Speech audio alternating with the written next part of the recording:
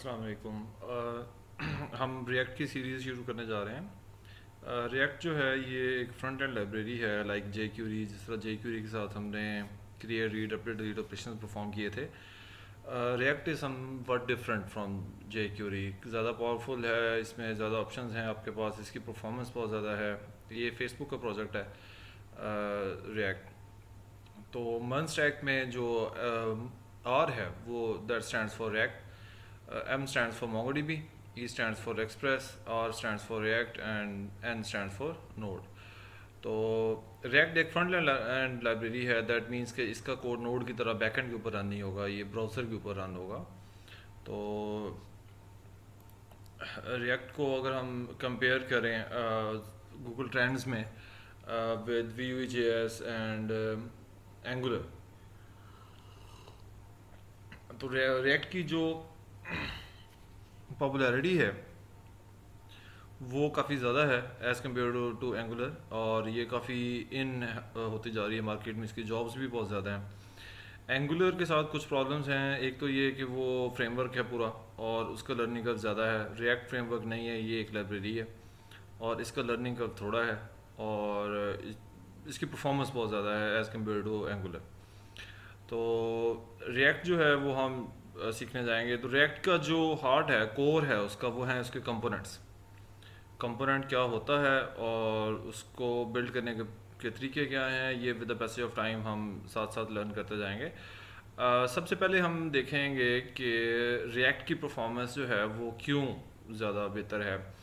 तो आपकी जो भी मेन एप्लीकेशन होगी, वेब पेज है, वो सिंगल पेज ऐप है या मल्टी पेज ऐप है, उसके अंदर आप लॉजिकल डिविजन्स करेंगे अपने वेब पेज की। फॉर एग्जांपल ये टॉप बार है, ये लेफ़्ट मेन्यू है, ये मेन कंटेंट आ रहा है यहाँ पे। तो एक जो पीस ऑफ यूआई होगा, लाइक कोई डिव्स है या डिव्स की आगे कलेक्शंस हैं, तो उनको हम कंपोनेंट्स बोलेंगे रिएक्ट के अंदर। लाइक दिस वन, ये कोई सैम्पल पेज हो सकता है जिसके अंदर एक आपका नेविगेशन बार है, उसके ऊपर में भी डिफरेंट बटन्स हैं। प्रोफाइल का बटन है, ट्रेंड्स है, फीड है, ट्वीट्स आ रहे हैं, लाइक के बटन्स आ रहे हैं। तो ये आप अपनी एप्लीकेशन को कंपोनेंट्स के अंदर डिवाइड करेंगे। तो कंपोनेंट्स की understanding is very crucial in React, और विद पैसेज ऑफ टाइम जो है वो हम इसको अंडरस्टैंड करेंगे। रिएक्ट की जो पावर है वो इसके वर्चुअल डॉम के अंदर है कि अभी मैं कंपेयर करके आपको बताऊंगा अभी कि रिएक्ट में और नॉर्मल जेक्यूरी के अंदर मेजर डिफरेंसेस क्या हैं। लेकिन उससे पहले हम वर्चुअल डॉम को ज़रा देख लेते हैं। ये राइट साइड के ऊपर जो आपको कंपोनेंट्स नज़र आ रहे हैं, ये एक्चुअल डॉम है। एक्चुअल डॉम से मुराद है कि ये कोई टैग्स हैं, कोई H1 के टैग्स हैं, कोई पैराग्राफ्स हैं, कोई डिव्स हैं, कोई स्पैन्स हैं। तो ये रियल डॉम की जो क्रिएशन है ऑन द पेज ब्राउज़र के लिए, ये एक काफ़ी कंप्यूटेशनली हंग्री टास्क है। तो अगर हमें फॉर एग्जांपल चेंज करना है किसी एक डिव को किसी दूसरी डिव के अंदर लेके जाना है या रिमूव करना है, तो आपके ब्राउज़र को काफ़ी ज़्यादा कंप्यूटेशंस करनी पड़ती हैं। इंस्टेड आपका जो रिएक्ट है वो क्या करता है, रिएक्ट ये कहता है कि मैं आपके ये जो डॉम है उसकी एक डेटा स्ट्रक्चर्स के अंदर रिप्रेजेंटेशन जो है अपने पास, वो एक वर्चुअल मेमोरी के अंदर रख लेता हूँ। आप वर्चुअल मेमोरी को मॉडिफाई करें और देन आई विल सी कि इस एक वर्चुअल मेमोरी डेटा स्ट्रक्चर्स के इस पोर्शन को मॉडिफाई करने से आपके पेज के ऊपर कहाँ पे चेंज आनी चाहिए। तो मैं सिर्फ और सिर्फ उस एक कंपोनेंट को जाके या एक टैग को जाके मॉडिफाई करूंगा जिस टैग के अंदर मुझे ये मॉडिफिकेशंस लेके आनी है। ओके, तो दिस वुड बी बेटर कि अगर हम एक छोटा सा कोड करके देख लें और उसके साथ हम कंपेयर कर लें अपने रिएक्ट को और जे क्यूरी को। तो ये मैंने एक नया फोल्डर क्रिएट किया हुआ है, लेक्चर 31, और इससे आगे की जो लेक्चर्स होंगे वो सारे के सारे रिएक्ट के लिए होंगे। तो लेकिन लेक्चर 31 जो है ये, इसमें हम कोड एक्चुअली मैं भी कुछ चीज़ें आगे एडवांस यूज़ कर रहा हूँ, वो हम लेटर ऑन जो है वो बाद में with the passage of time जो है वो उसको टेस्ट करते रहेंगे। तो ये फॉर एग्जांपल मैंने पहले हम जे क्यूरी के साथ एक छोटा सा कोड लिखते हैं। For example jQuery example के नाम से एक मैंने फोल्डर क्रिएट कर लेता हूँ, और जे क्यूरी जो है वो मैं इसके अंदर फेंक लेता हूँ। इसके अंदर एक नई HTML की फ़ाइल index.html क्रिएट कर लेते हैं। और बेसिक कोड जनरेट कर लेता हूँ मैं, और स्क्रिप्ट जो है वो jQuery को मैं ऐड कर लेता हूँ पेज के साथ, और इसके साथ मैं अपना अपनी फ़ाइल भी custom.js अटैच कर लेता हूँ। इस फाइल को हम इस फोल्डर के अंदर फेंकेंगे, और मैं custom.js को भी पेज के साथ अटैच करवा लेता हूँ। For example we have a button, इसका ऑन क्लिक है, ऑन क्लिक के ऊपर मैं कोई is equal to test sort के नाम से फंक्शन जो है वो कॉल कर लेता हूँ। तो ये फंक्शन जो है हम यहाँ पे लिख लेते हैं, एक टेस्ट सॉर्ट फॉर एग्जांपल ये। तो what I want to do is this कि मैं एक एरे लेता हूँ, let persons for example, persons की एरे है, इसके अंदर मैं 3 जो है वो एलिमेंट्स ले लेता हूँ। पहले हम ले लेते हैं जाहिद को, फिर हम ले लेते हैं मुनीब को, और फिर हम ले लेते हैं अली को फॉर एग्जांपल। तो टेस्ट सॉर्ट का जो है फंक्शन, उसका काम एक तो ये होगा, एक और मैं फंक्शन ले लेता हूँ पॉपुलेट पर्सन्स के नाम से। ओके, इस फंक्शन के अंदर मैं एक बड़ा स्पेसिफिक सा काम करने जा रहा हूँ।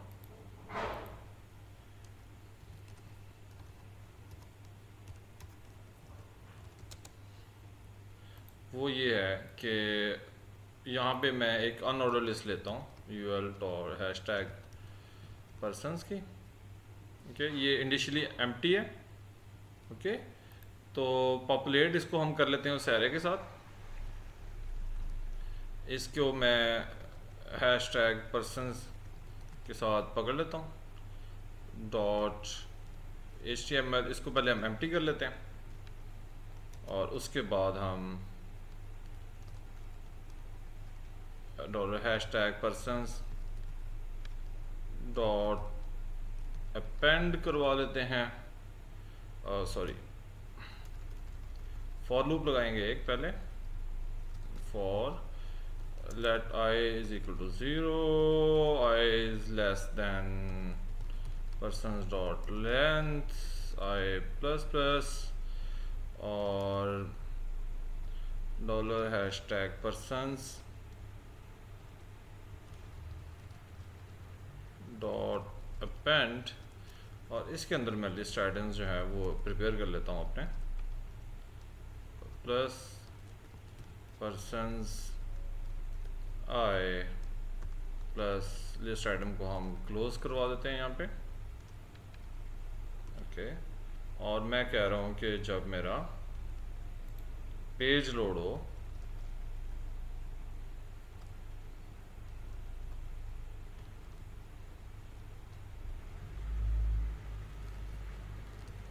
तो एक काम करे, पहले पॉपुलेट कर दे पर्सन्स को। ओके, तो टेस्ट सॉर्ट के अंदर भी मैंने कुछ नहीं किया, तो जस्ट लेट्स सी कि हो क्या रहा है। वो हमारा ये बटन है, बटन के अंदर मैंने कुछ नहीं लिखा हुआ, तो तीनों जो मेरे स्टूडेंट्स हैं जाहिद, मुनीब और अली जो है ये इसके अंदर लोड हो चुके हैं। पेज लोड के ऊपर मैंने इन फंक्शंस को लोड करवाया था। बटन के अंदर हमने कुछ नहीं लिखा हुआ, बटन को हम कुछ लिख लेते हैं, टेस्ट सॉर्ट। ओके, और टेस्ट सॉर्ट के अंदर मैं एक काम कर रहा हूँ पहले, और वो काम है पर्सन्स डॉट एरे को पहले मैं सॉर्ट कर लेता हूँ। जब सॉर्ट करूँगा तो अली और जाहिद आपस में इंटरचेंज हो जाएंगे, मुनीब वहीं रहेगा, अली जाहिद की जगह आ जाएगा, जाहिद जो है वो अली की जगह चला जाएगा। एंड देन मैं इसको दोबारा पॉपुलेट करवा देता हूँ। दोबारा पॉपुलेट करवाएंगे तो एम्प्टी होगा, और एरे जो होगा वो हमारा पॉपुलेशन के साथ आ जाएगा। ओके, इसको मैं टेस्ट करता हूँ। एलिमेंट्स को देखेंगे पहले हम ध्यान से। आपने करना ये है कि राइट साइड के ऊपर मेरा ये जो अनऑर्डर लिस्ट के अंदर 3 लिस्ट आइटम्स नज़र आ रहे हैं आपको, इसको मैं बड़ा कर देता हूँ, ये पर्सन्स के अंदर। ओके, इसमें देखें जाहिद पहले मुनीब है और फिर अली आ रहा है। तो जब हम टेस्ट सॉर्ट करेंगे तो देन आपने देखना है कि इन तीनों के साथ क्या हो रहा है। टेस्ट सॉर्ट करेंगे तो हमारी ये जो तीनों की तीनों लिस्ट आइटम्स हैं ये अपडेट हो रही हैं तीनों।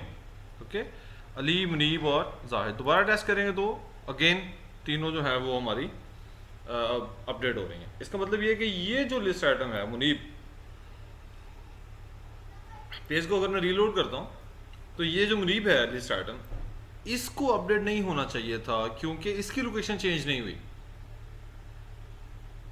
लोकेशन चेंज हुई है जाहिद की और अली की आपस में इंटरचेंज हुई है। इसका मतलब ये है कि अगर हम जे क्यूरी यूज़ करेंगे तो हमें दो तीन प्रॉब्लम्स हैं। पहला प्रॉब्लम तो ये कि जब भी हमें सॉर्ट करना है तो ये अगर आप और करें पॉपुलेट पर्सनस के अंदर, ओके, यहाँ पे हम क्या कह रहे हैं, यहाँ पे हम एक्चुअली उस टैग को पहले फाइंड आउट कर रहे हैं लाइन नंबर 7 के अंदर, जिस टैग ने मॉडिफाई होना है।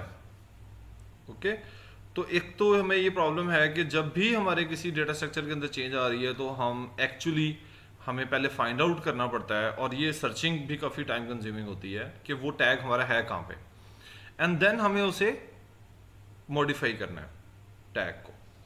सेम काम अगर हम फॉर एग्जांपल रिएक्ट के साथ करते हैं तो रिएक्ट के लिए मैं एक छोटा सा इंट्रो ऐप फॉर एग्जांपल अभी हम क्रिएट कर लेते हैं। इसको मैं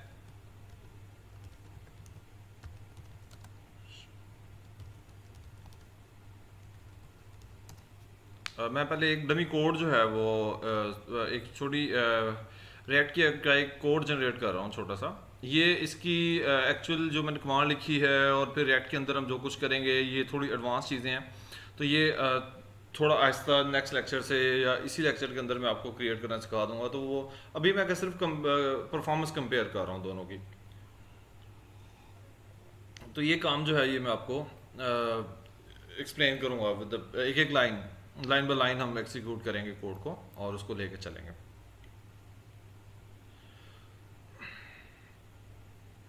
ओके, ये लाइक नोड, ये नोड की तरह हमारा एक कोड जो है, जिस तरह नोड के अंदर हमने कोड किया हुआ था तो वो नोड की तरह हमारा एक कोड जो है वो package.json की फाइल जो है हमारी क्रिएट हो चुकी है। ये अभी मॉडिफाई हो जाएगी और इसके अंदर हमारे पास कुछ स्टार्टिंग कोड अवेलेबल होगा। तो अभी मैंने कहा था कि ये फ्रंट एंड लाइब्रेरी है, लेकिन आप देख रहे होंगे कि हम इसको बैक एंड की तरह क्रिएट कर रहे हैं रिएक्ट की ऐप को। तो इससे आपने कंफ्यूज नहीं होना, हम सिर्फ डेवलपमेंट जो है वो नोड के साथ करेंगे क्योंकि हमें कुछ चीज़ें चाहिए, अभी मैं आपको एक्सप्लेन भी कर दूंगा। और उसके बाद इसने डिप्लॉय एक्चुअली पेज के साथ ही जाके होना है। तो इसकी जो डिप्लॉयमेंट है वो मैं आपको उसके ऊपर जब हम आएंगे तो मैं वो भी आपको एक्सप्लेन कर दूंगा चीज़ों की। तो ये अभी इसका कोड जनरेट हो रहा है। देयर आर इनिशियली 31,207 फाइल्स जो कि हमें इसने एक जिप फाइल्स के अंदर डाउनलोड करके फिर उसको एक्सट्रैक्ट करके उसको फिर इंस्टॉल करना है। तो it's a very heavy task. अच्छा, रिएक्ट के अंदर हम देखेंगे कि रिएक्ट की फ़िलासफ़ी जो है वो थोड़ी डिफरेंट है एज़ कम्पेयर टू आपकी जो फ़िलासफ़ी है उसके जो जे क्यूरी की फ़िलासफ़ी है। रिएक्ट के अंदर हाईली डिस्करेज्ड है इस तरह के काम परफॉर्म करना जिस तरह के हमने यहाँ पे किए थे कि हम पहले फाइंड आउट करेंगे अपने रिएक्ट के कंपोनेंट्स को। रिएक्ट कहता है कि आप अपनी पूरी एप्लीकेशन को डेटा स्ट्रक्चर के साथ कंबाइन करें, उस डेटा स्ट्रक्चर के अंदर चेंजेस करें, मैं ऑटोमेटिकली चेंजेस को रिफ्लेक्ट कर दूंगा। ओके,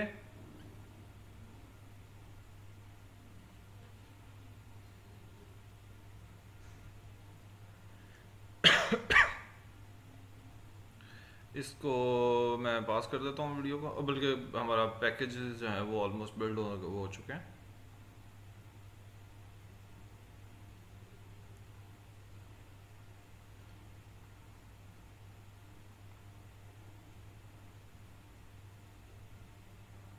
ठीक है, हमारा कोड जो है वो साथ साथ बिल्ड होता, स्टार्टिंग कोड जो है वो हमारा बिल्ड होना शुरू हो गया। तो मैं app.js हमारा मेन कंपोनेंट होता है, उसको ही हम मैं यूटिलाइज कर लेता हूँ। ओके,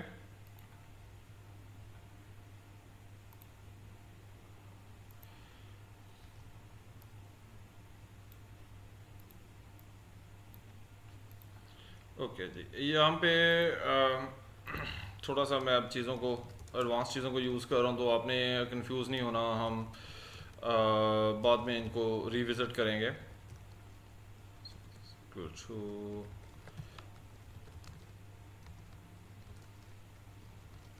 हमें इसकी स्ट्रेट लेनी पड़ती है, तो अगेन सबसे पहला नाम मैंने जाहिद का यूज़ किया होगा, और उसके बाद जो है वो हम आ जाते हैं उसके ऊपर। जाहिद के बाद आगे है मुनीब, और मुनीब के बाद है अली।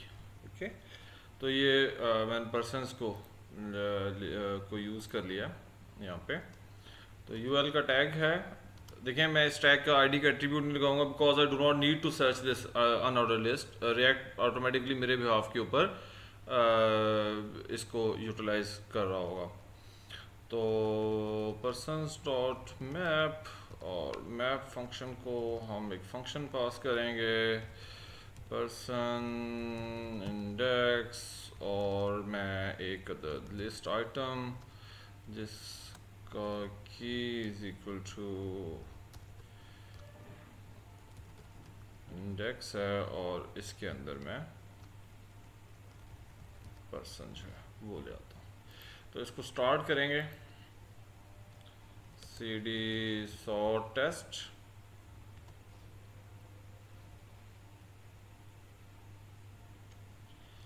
npm start करके इसको स्टार्ट करेंगे, तो ये हमारा एक रिएक्ट की ऐप जो है वो बिल्ड होना शुरू हो जाएगी।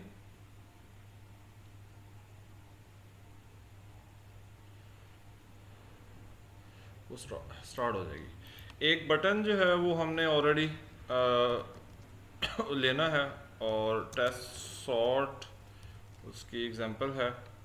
इसके ऑन क्लिक के ऊपर थिंग्स वुड बी डिफरेंट, तो अभी आपने इनसे कंफ्यूज नहीं होना। ये मैं स्टेप बाय स्टेप एक एक चीज़ जो है वो आपको एक्सप्लेन करूँगा कि हम इस स्टेज के ऊपर कर क्या रहे हैं। तो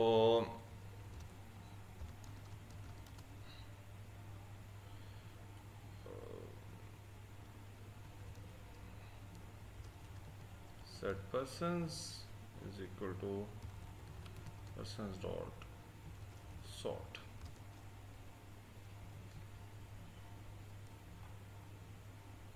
ओके, तो ये हमारा थोड़ा ये CSS इसने अपनी पेज की अटैच की हुई है साथ, उसको मैं क्लोज बंद कर देता हूँ, ताकि हमारा एग्जाम्पल इसी तरह की रहे जिस तरह की एग्जाम्पल हमने इसके अंदर की थी। इसमें भी एक बटन है, उसमें भी एक अनऑर्डर लिस्ट है, जाहिद, मुनीब और अली। हमने देखा था कि हमारे तीनों जो हैं वो वेरिएबल्स मॉडिफाई हो रहे हैं। अब आपने सेम चीज़ जो है वो इसके साथ देखनी है। Console on click, spell mistake मैंने की है। ओके, पेज मेरा ऑटोमेटिकली रिफ्रेश हो जाता है। इसमें हम एलिमेंट्स को देखें तो ये 3 एलिमेंट्स हमारे हैं। ये अब रिएक्ट की ऐप की एग्जांपल आ रही है, जाहिद, मुनीब और अली। अब मैं सॉर्ट करूंगा, then you will have to see कि आपने चेक ये करना है कि राइट साइड पे इसके अंदर जो हमारा जेक्यूरी था उसके अंदर हमारे तीनों अनऑर्डर लिस्ट के तीनों एलिमेंट्स जो हैं वो चेंज हो रहे थे। कि जाहिद, मुनीब और अली तीनों चेंज हो रहे थे। अब आपने रिएक्ट के अंदर देखना है कि रिएक्ट के अंदर क्या हो रहा है। रिएक्ट के अंदर मैं सॉर्ट करता हूँ, जाहिद, मुनीब और अली सॉर्ट नहीं हुआ, उसको मैं sorry these is equal to dot dot dot persons ps dot sort, और इसको set persons को हम नए फंक्शंस दे देते हैं। ओके ओके, अब मैं इसको सॉर्ट करने जा रहा हूँ। ये देखें, आप राइट साइड पे देखें तो अली और जाहिद, सिर्फ ये दो जो हमारे लिस्ट आइटम्स हैं ये मॉडिफाई हुए हैं। दोबारा इसको रिफ्रेश करके देखते हैं।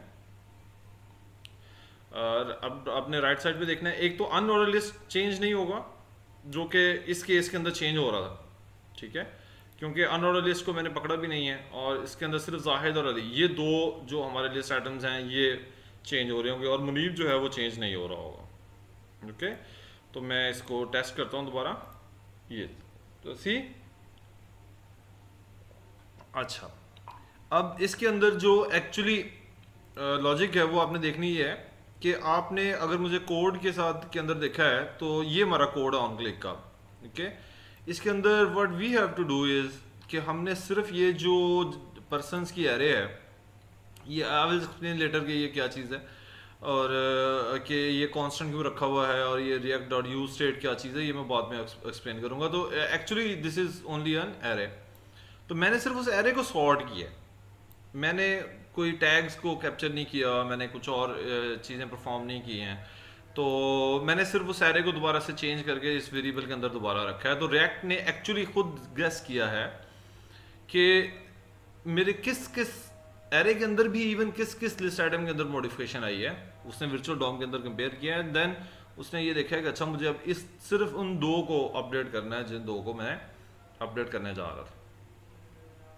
ओके, तो इसलिए इसकी परफॉर्मेंस जो है रिएक्ट की वो as compare to jQuery जो है वो काफ़ी ज़्यादा हाई होगी। और इसके अंदर कोडिंग अगर आप करें तो फिर हमें ये डर्टी वर्क भी नहीं करना जो कि हम यहाँ पे हमने यहाँ पे ये वाला डर्टी वर्क किया था कि पहले फाइंड करो टैग को, फिर उसके चिल्ड्रंस को अपडेट करो, क्लियर करो, अपेंड करो। तो इसके लिए हमें फिर बहुत ज़्यादा कोड लिखना है अगर हमें परफॉर्मेंस को अचीव करना है। तो रिएक्ट की जो परफॉर्मेंस है तो इसलिए काफ़ी ज़्यादा बेहतर है as compare to that. And then जो रिएक्ट में सबसे ज़्यादा एडवांटेज देगा वो एडवांटेज जो होगा वो ये होगा कि लाइक यहाँ पे मेरे पास कोई टैग ऐसा नहीं है।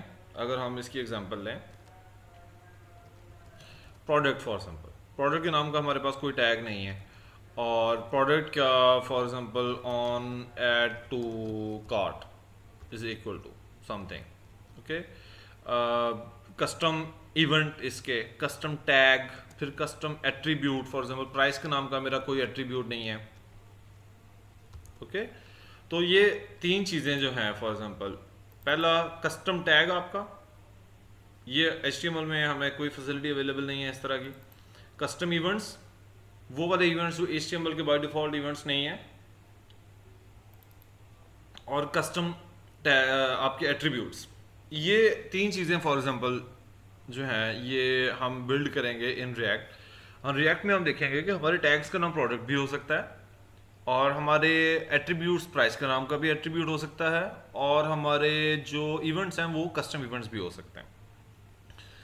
इसका एडवांटेज फिर ये है कि फिर हम इसको अगर हमने डिस्ट्रीब्यूट करना है अमंग आवर पीयर्स, लाइक आप ई कॉमर्स की कोई साइट बना रहे हैं, then I can literally give you a tag और उसको हम कहेंगे कि जो ये प्रोडक्ट का टैग उठा लो, यूज़ कर लो। तो हमें इसकी इन्हांसमेंट जो है वो फिर बहुत ज़्यादा मिल जाती हैं। फिर लोगों ने रिएक्ट के बहुत ज़्यादा कंपोनेंट्स बना के रखे हुए हैं, वो वाले कंपोनेंट्स जो HTML में नहीं है लेकिन रिएक्ट के अंदर वो आपको रीडिस्ट्रीब्यूटेबल फॉर्म के अंदर मिलेंगे और वो आप उनको यूटिलाइज भी करेंगे, हम उनको यूज़ भी कर रहे होंगे with the passage of time. तो मैं इसको कमेंट आउट कर देता हूँ। तो ये चीज़ें जो है वो हमें काफ़ी ज़्यादा मिलेंगे, यूज़ करेंगे। ओके, तो हमारा जो एक टैग है फॉर एग्जाम्पल ट्वीट का एक टैग है, वो किस शेप के अंदर होगा। अगर आप कन्फ्यूजन में है कि हमें ये किस तरह की कोडिंग परफॉर्म करनी पड़ेगी, तो एक्चुअली HTML की कोडिंग बहुत कम है, ज़्यादा कोडिंग हमारी जावास्क्रिप्ट के अंदर होगी। Like this one, if you see कि ये एक क्लास है फॉर एग्जांपल, ये एक क्लास है, तो आपका कंपोनेंट क्लास बेस्ड कंपोनेंट भी हो सकता है, वो एक फंक्शनल कंपोनेंट फंक्शन कंपोनेंट भी हो सकता है। तो हम फंक्शन कंपोनेंट्स और क्लास बेस्ड कंपोनेंट दोनों कंपोनेंट्स को हम बना के देखेंगे कि वो क्या होते हैं और उनके अंदर हम चीज़ें कैसे यूटिलाइज कर सकते हैं। ओके, तो वर्चुअल डॉम का कॉन्सेप्ट मैंने आपको बताया। हम ये काम जो है वो मैं बार बार पहले भी आपको एक्सप्लेन कर रहा हूँ कि फाइंड करने का काम, टैग को फाइंड करना, वो काम हम रिएक्ट के अंदर परफॉर्म जो है वो नहीं कर रहे होंगे। अगेन मैंने बताया एंगुलर एक फ्रेमवर्क है, इसका लर्निंग कर्व ज़्यादा है और जो आपका रिएक्ट है वो एक लाइब्रेरी है और व्यू लाइब्रेरी है, इसका लर्निंग कर्व कम है और jQuery की तरह ही आप इसको समझ लें, but this is more advance feature from that. ये डेवलपमेंट सेटअप जो है ये मैं आपको बाद में एक्सप्लेन अभी कर दूंगा। लेकिन आप अगर आप NPM के वर्जन 6 से पीछे काम कर रहे हैं, NPM के वर्जन 6 से पहले अगर आपका वर्जन है, तो फिर आपको इस तरह से रिएक्ट की ऐप क्रिएट करनी है कि पहले ग्लोबली एक पैकेज रिक्वायर करना है आपको, npm install -g create dash react dash app, और उसके बाद फिर आप उसको यूज़ करेंगे अपनी रेक्ट की ऐप क्रिएट करने के लिए। लेकिन मैंने कुछ और किसी और npm init यूज़ किया था, वो npm के वर्जन 6 से ऊपर ऊपर जाके आपको यूज़ होगा। तो अभी आप अगर npm इंस्टॉल करेंगे तो वो नोड इंस्टॉल करेंगे तो आपको लेटेस्ट वर्जन ही मिलेगा, तो उसमें ये आपको एरर देगा। उसकी जगह पे मैं आपको एक और तरीकाकार बताता हूँ। विजुअल स्टूडियो कोड की एक्सटेंशन जो है वो आप इंस्टॉल कर लें, एक प्रिटियर, और उसकी सेटिंग्स में जाके editor dot format on save true कर लें, तो फिर आपका ऑटोमेटिकली कोड भी फॉर्मेट होता रहेगा साथ साथ, तो वो इट वुड बी बेटर। ये हमारा डेवलपमेंट इन्वायरमेंट होगा जिसके अंदर हम कोड कर रहे होंगे। तो एक्चुअली जो रिएक्ट डैश ऐप है वो दो चीज़ों को मैनेज कर रही होगी। एक डेवलपमेंट सर्वर है आपका, तीन चीज़ों को, एक वेब पैक और एक बेबल जेएस जो है। तो मैं आपको फोल्डर स्ट्रक्चर्स वगैरह बाद में सारा एक्सप्लेन करता हूँ। बेबल जेएस को देखते हैं पहले। बेबल जेएस क्या चीज़ है?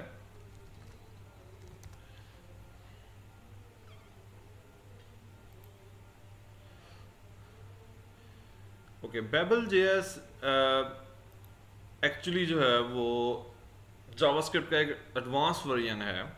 Okay, for example let product is equal to, अभी मैं आपको एक्सप्लेन करता हूँ चीज़ें।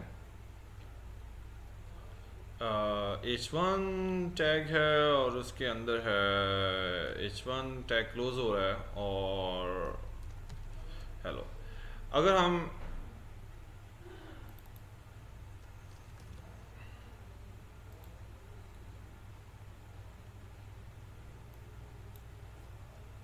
वेरिएबल नेम को हम छोटा रख लेते हैं,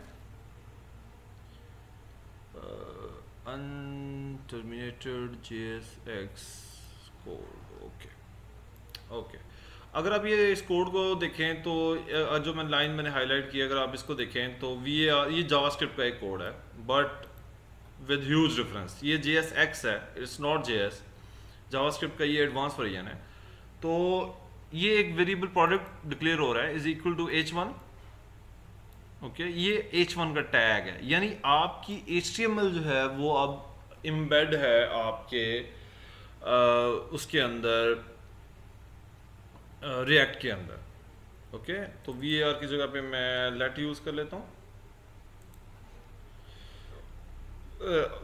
ओके अच्छा, इसमें अगर फॉर एग्जांपल मैं आईडी एट्रीब्यूट दे देता हूँ, ID is equal to my ID for example, तो आप चेक करेंगे राइट साइड के ऊपर एक्चुअली आपका ये जो कोड है ये कन्वर्ट हो रहा है प्लेन जावास्क्रिप्ट के अंदर, जिसके अंदर रिएक्ट जो है वो आपके स्कोप के अंदर है। और रिएक्ट का हम क्रिएट एलिमेंट एक फंक्शन जो है वो कॉल करेंगे। तो ये या तो आप ये कोडिंग करें ब्राउज़र के अंदर jQuery की तरह रिएक्ट को इंपोर्ट करवा लें और आपका काम हो जाएगा। ये जो प्रोग्रामिंग है जो राइट साइड के ऊपर है ये काफ़ी डेंस हो जाती है। उसकी वजह से फिर फेसबुक ने जो आपको लैंग्वेज दी है वो है JSX। उसके अंदर फिर आप HTML को एम्बेड करवा सकते हैं इन योर जावास्क्रिप्ट। तो बेबल JS उसका इंटरप्रेटर है, वो इसको कन्वर्ट करेगा इस फॉर्मेट के अंदर। हम इसके अंदर कोड कर रहे होंगे जो लेफ्ट साइड के ऊपर है, और बेबल JS इसको कन्वर्ट कर रहा होगा इस फॉर्मेट के अंदर।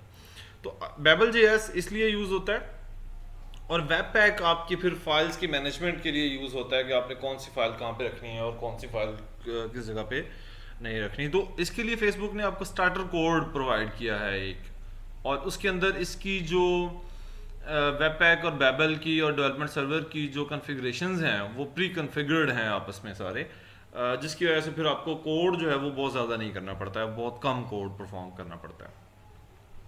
ओके, तो ये आपका इंट्रो होगा। ये फोल्डर स्ट्रक्चर मैं आपको एक्सप्लेन करूंगा with the passage of time, और ये चीज़ें जो हैं ये हम एक्चुअली करके देख रहे होंगे। तो बेबल JS को हमने देखा है। तो फुल स्टैक आर्किटेक्चर क्या होगा हमारा? फ्रंट एंड के ऊपर रिएक्ट है, बैक एंड के ऊपर हमारा नोड और MongoDB है और एक्सप्रेस है, और हम फ्रंट एंड से HTTP की रिक्वेस्ट करेंगे, बैक एंड हमें डेटा प्रोवाइड करेगा, और फ्रंट एंड जो है हमारा वो हमारे आर्किटेक्चर को मैनेज कर रहा होगा, हमारे वेब पेज को मैनेज कर रहा होगा फ्रंट एंड के। तो मन हम एक्चुअली कर रहे हैं, तो हमने MongoDB को भी देख लिया है, एक्सप्रेस को भी देख लिया है, नोड को भी देख लिया है। अब रिएक्ट जो है उसके ऊपर हम शिफ्ट हो रहे हैं। स्कॉच डॉट आईओ के ऊपर ये ट्यूटोरियल है एक, इसके ऊपर अगर आप चले जाएं तो मन का एक कंप्लीट आपको ओवरव्यू मिल जाएगा सारा, लेकिन हम भी इसी को ही फॉलो कर रहे हैं, तो it would be very nice अगर आप इसको यूटिलाइज करें। तो आज की इस वीडियो के अंदर हमने एक्चुअली सिर्फ परफॉर्मेंस को देखा है। डोंट बी अफ्रेड कि मैं पता नहीं क्या कर रहा हूँ, ये हम एक्चुअली स्टेप बाय स्टेप सारी चीज़ें जो हैं वो परफॉर्म करेंगे। अभी मैंने सिर्फ आपको परफॉर्मेंस का ओवरव्यू दिया है कि रिएक्ट की जो परफॉर्मेंस है वो क्यों बेहतर है। For the next time step by step हम चलेंगे, एग्जीक्यूट करेंगे रिएक्ट को इंस्टॉल करेंगे, और इंस्टॉल करने के बाद जो है वो उसको यूटिलाइज करेंगे। ओके, अल्लाह हाफिज़। नेक्स्ट लेक्चर से इंशाल्लाह रिएक्ट हम स्टार्ट कर रहे हैं।